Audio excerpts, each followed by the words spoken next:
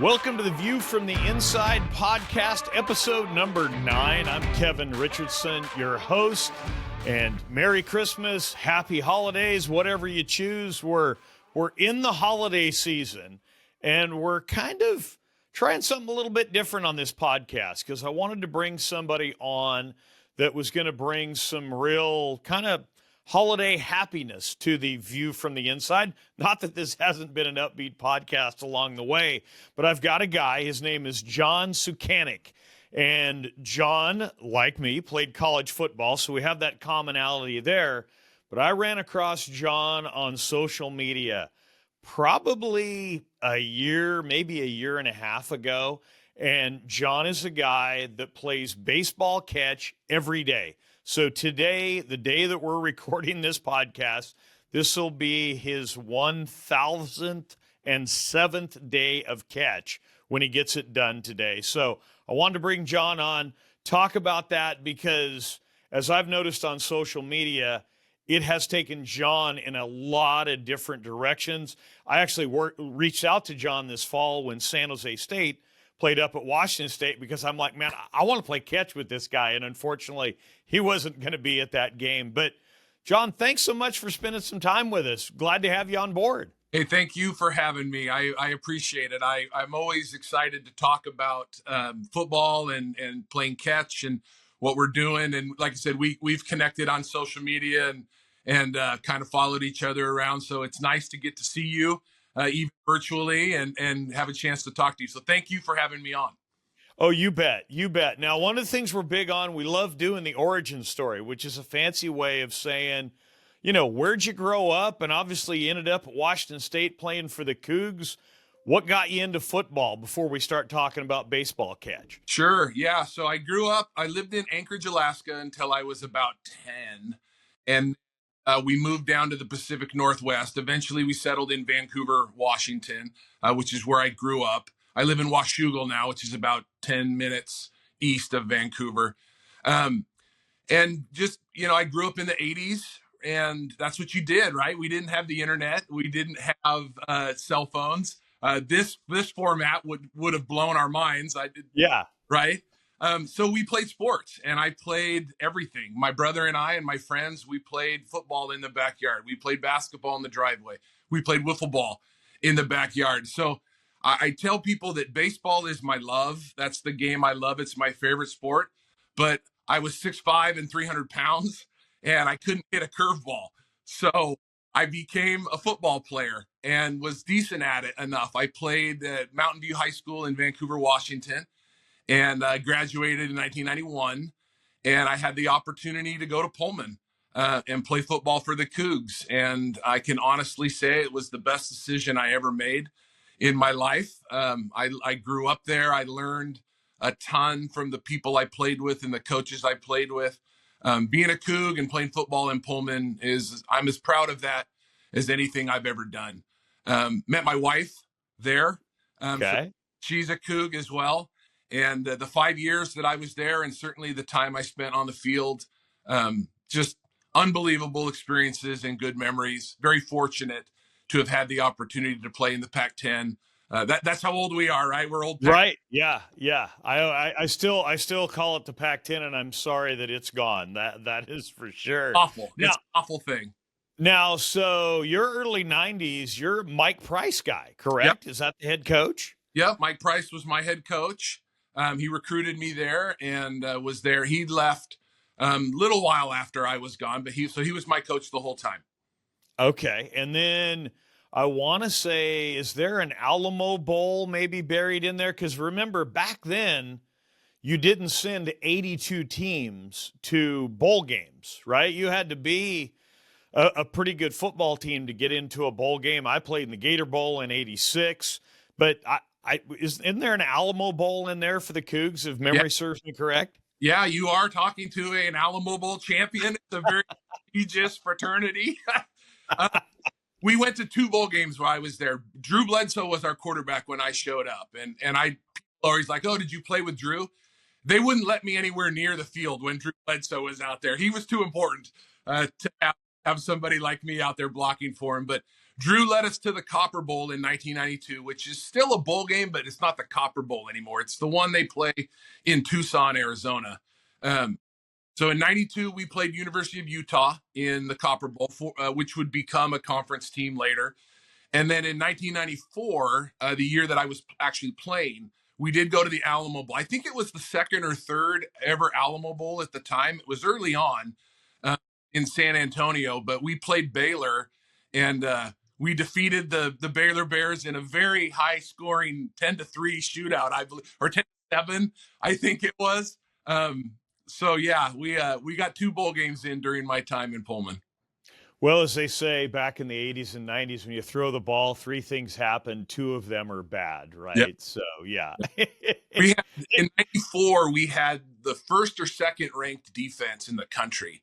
The Palouse Posse, for any Coug fans that are following. I think 7, 8, or 9 guys, something like that, had a shot at the NFL off that 11-man defense. Right. And our offense was the opposite. We weren't very good. And right.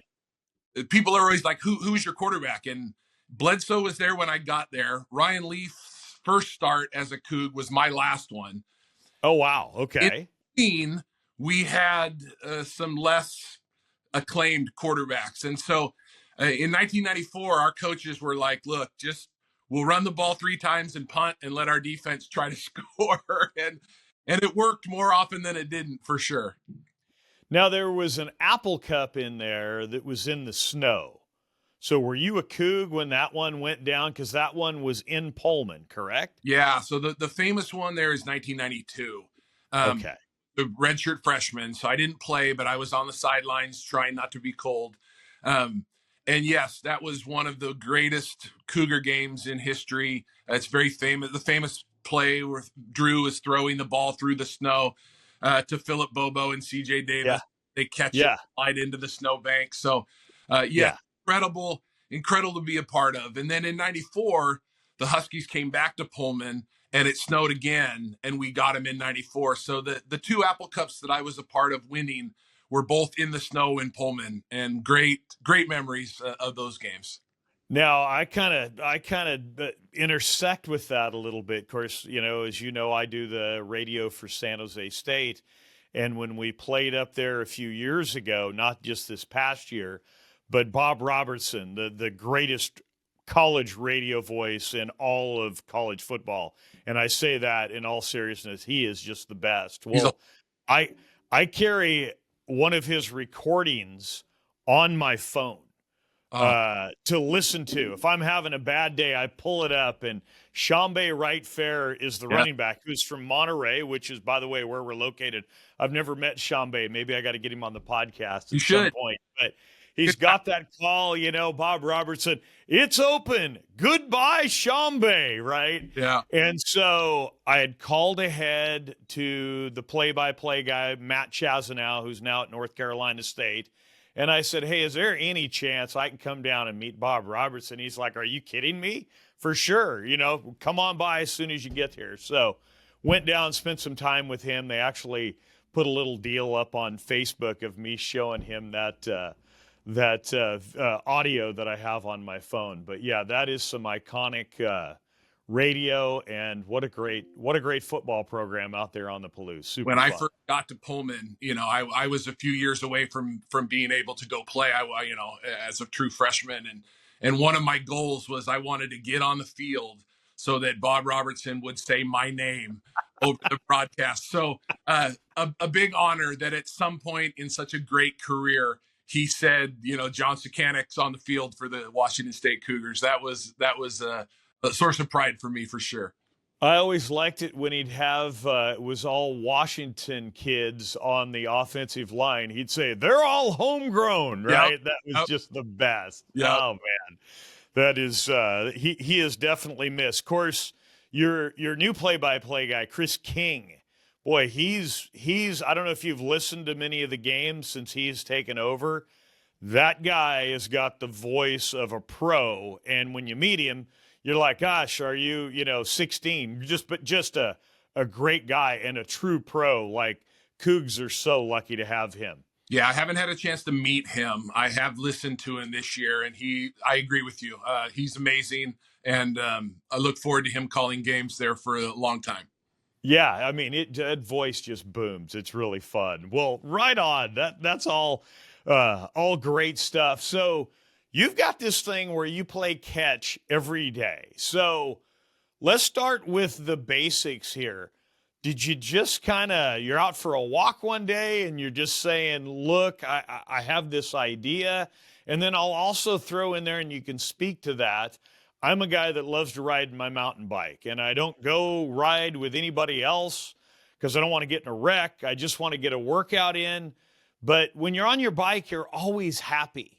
And when I saw you playing catch on Twitter, first thing I did was dig the gloves out from my boys who are now in their 20s and set them up in the backyard to where anybody that comes by now, I play catch, because playing catch, just like riding your bike, you can't be pissed off when you play baseball catch, right? So how'd you come up with this? I love that you do that, by the way. So I'll answer your first one. I'll tell you the story. So, like I said, I'm a baseball fan. I'm a Seattle Mariners fan. I take it way too serious.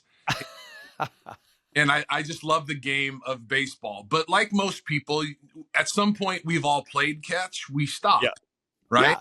And what I've learned doing this for 1,000 days is, unless you have kids that play or you're camping, nobody just plays catch anymore. And so we go all the way back. It was March 2nd of 2022. Okay.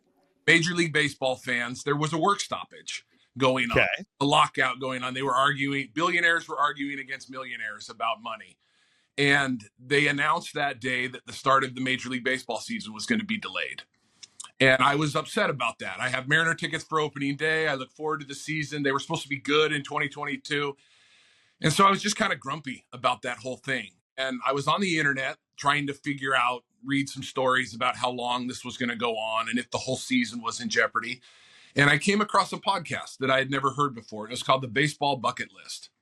And I thought that name was interesting. Like, I have a baseball bucket list. I'd like to see a no-hitter in person. I'd like to get to all 30 stadiums.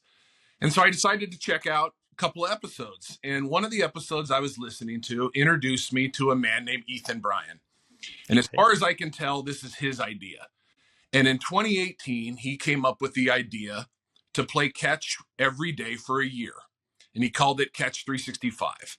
Okay. And I was listening to this episode, and they were just talking about, he ended up doing it in 2018. He wrote a book about it.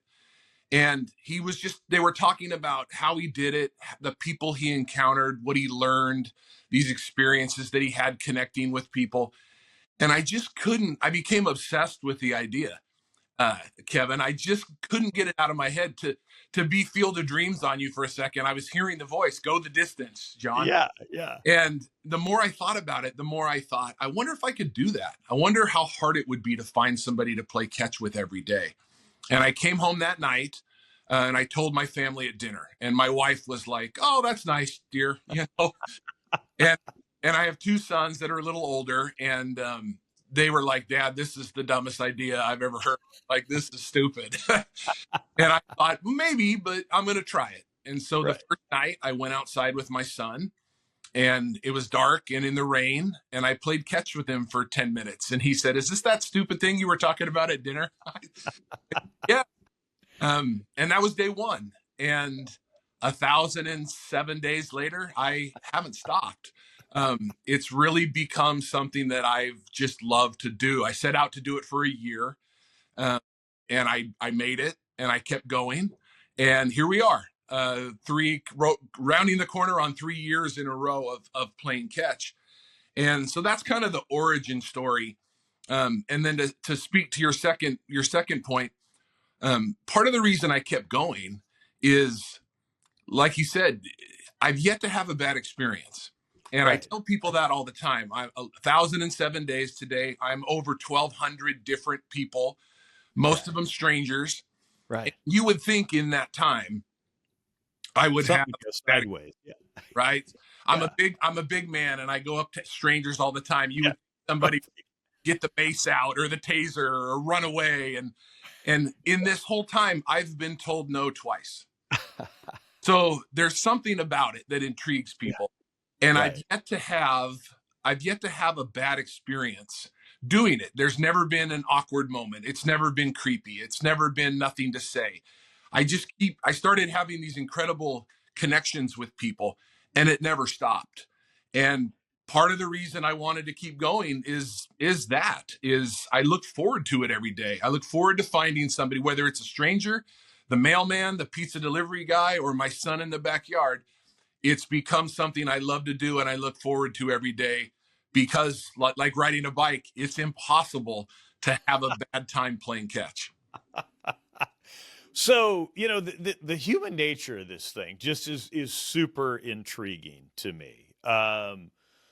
There was one story that you had put on Twitter, and you can correct all the details here, but I recall, I think you were bringing your mom home from the hospital. Mm-hmm. She wanted to grab something at Arby's. Props to you guys for going to Arby's. I thought that was cool. Yeah. And you're at the drive-through, and there's a guy not having a great day, needs some food. So you're like, yeah, buddy, I'll get you. Go over there. I'll pull out once I get out of the drive-through. And then, of course, your mom, I got to roll with her because she's like, well, you need to get him a milkshake also, right? So Right. you do this, and I'm kind of reading this thing going like, oh my goodness, this is great. He's going to get this guy something to eat. But before you give him the food, it's like, hey, buddy, I got this thing, right? And you play catch with this guy.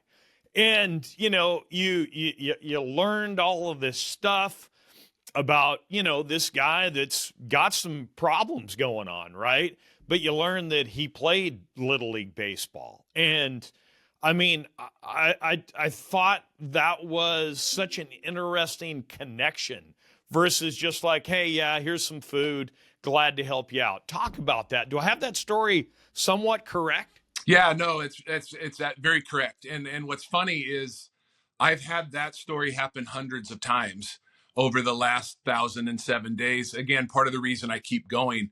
I learned early on that this wasn't going to be about baseball, and I thought it would be. I'll share a story with you.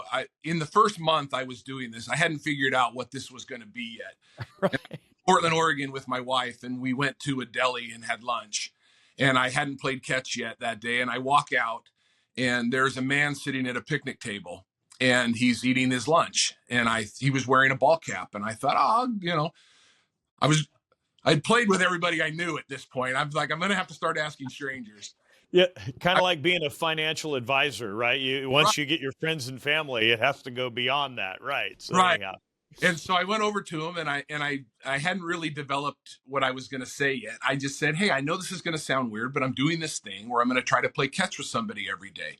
Would you be willing to throw the ball back and forth with me for a few minutes? And he looked at me and he said, I love baseball.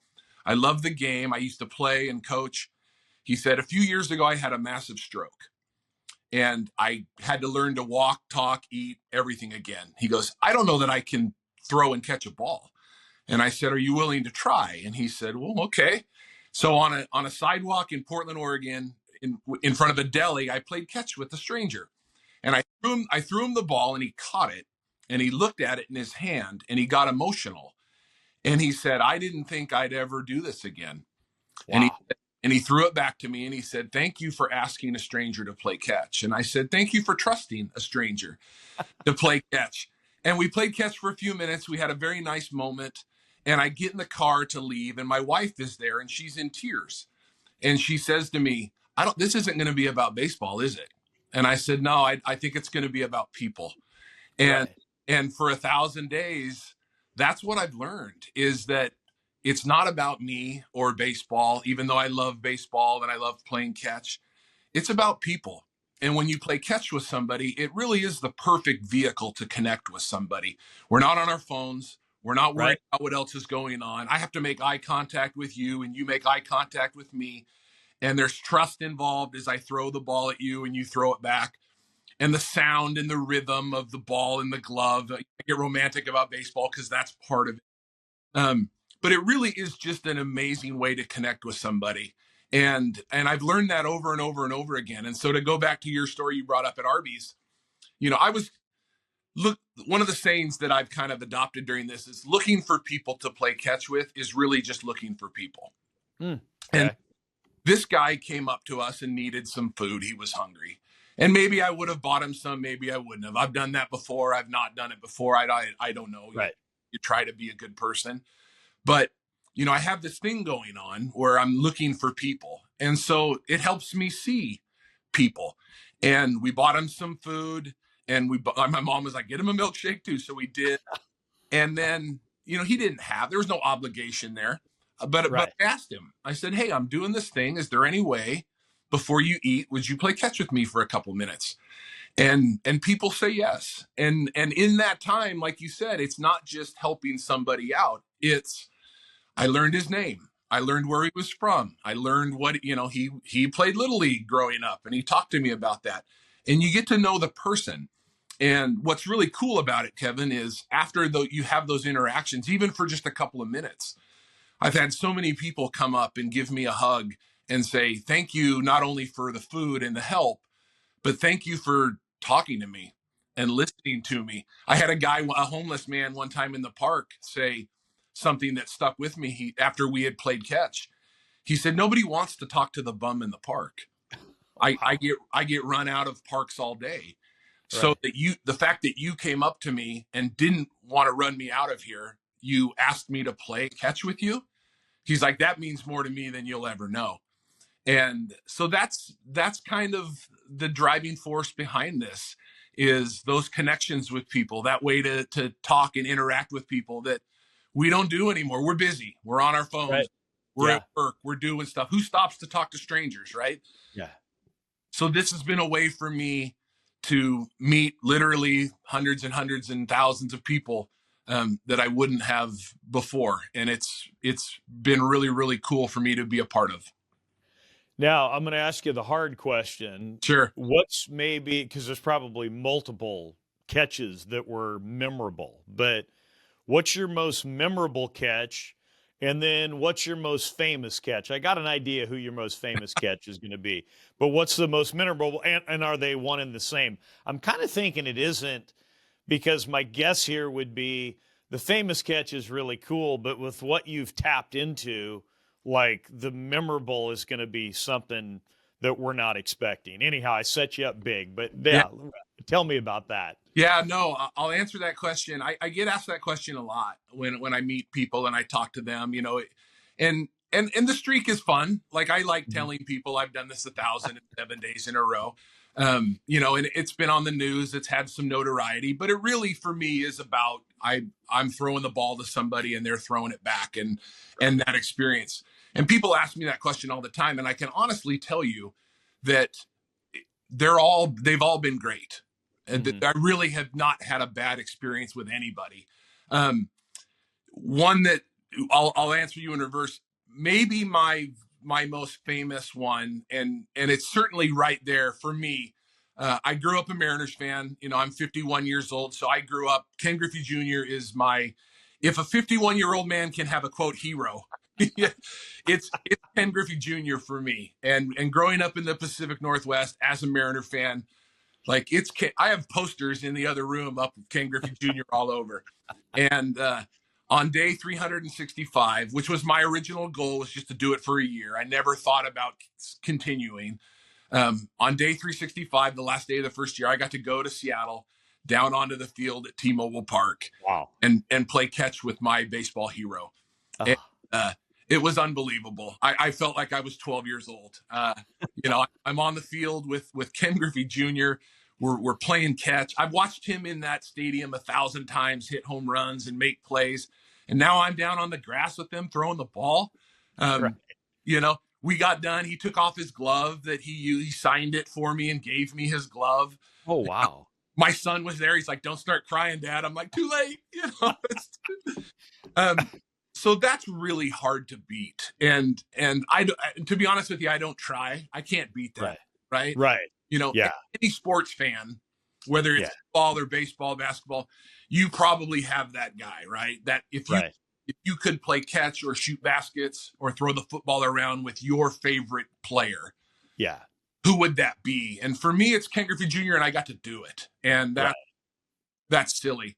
But that's for me, and that's selfish. To kind of turn back, I have literally hundreds and hundreds of amazing stories. One that I tell a lot, that is very meaningful to me.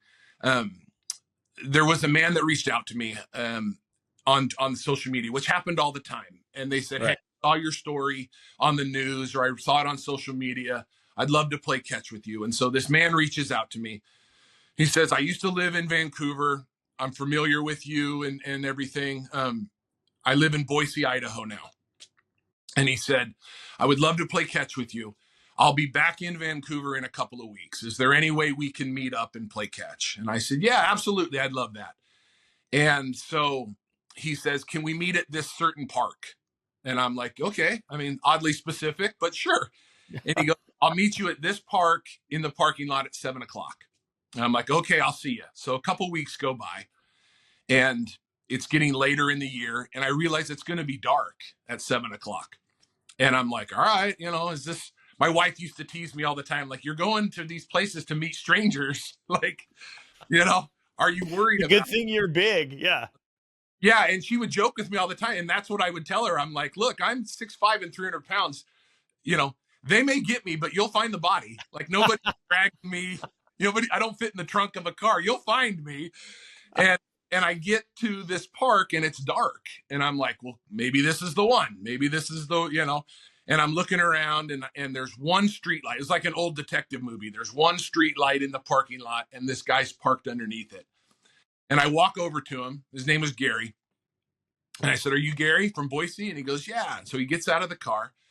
And I said, "Do you need a glove? Do you need to borrow a glove?" He had just literally driven 8 or 9 hours from Boise, Idaho. He said, "No, I brought one. I have a favor to ask you."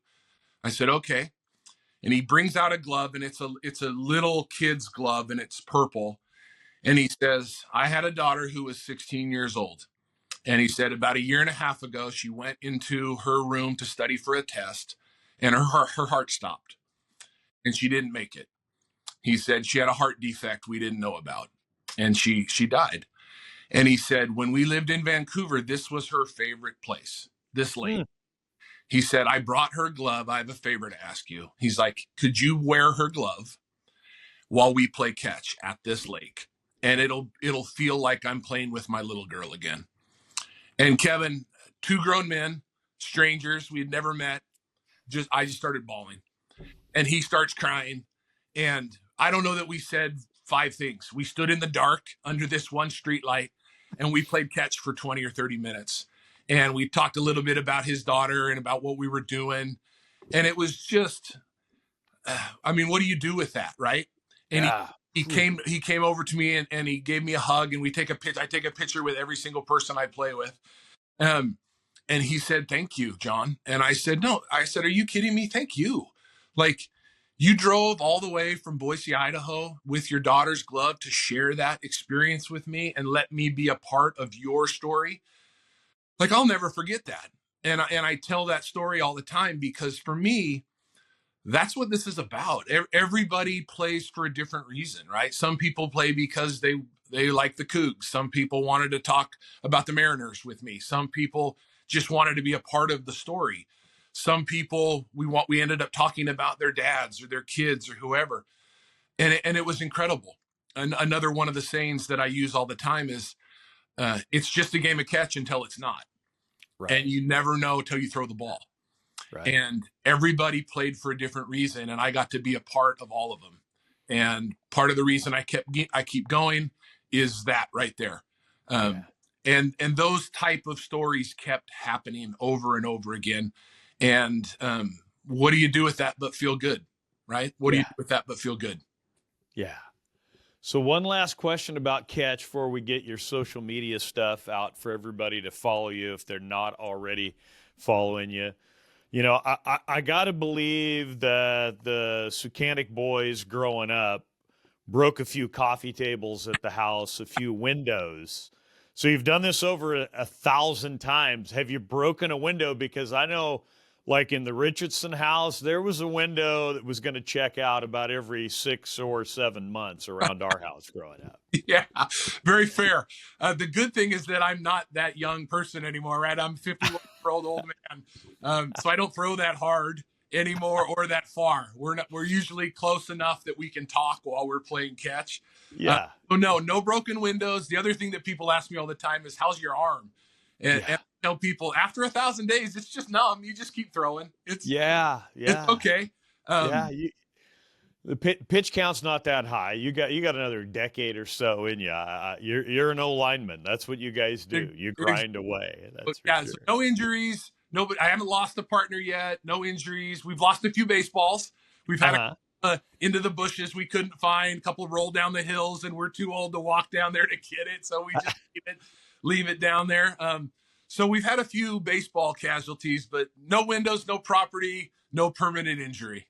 That is good stuff. Well, so I wanted to do this because I knew it would put me in that holiday season mode, if you will, and it sure did.